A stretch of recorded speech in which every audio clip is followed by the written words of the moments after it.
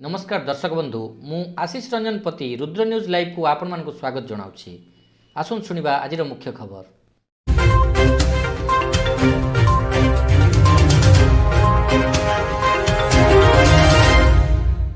भद्रक ग्रामांचल थाना अधीनस्थ केन्दुआपता बरुडेश्वर ग्रामर राकेश दास नामक जने चाषीर वज्राघात मृत्यु। सूचना अनुसार गतकाली अपराह्न राकेश और तांको भाई माने धान क्यारी तला रोथुवा समय आकाश मेघाच्छन्न रहिबा वर्षा हेबा सह बिजुली मारिथिला।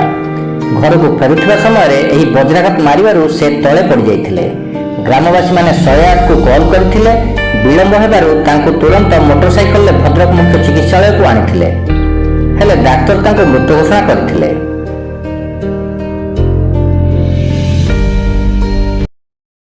अभिमन्यु पल्लाई से जाइला बिलू कम करने 4टा बेले धान रोला सी ता दी भाई धान रोला जमी वर्षा आसला घर को जस्ट फेरुला फेरला 5टा बेले मारला बिजुली मारला बिजुली मारला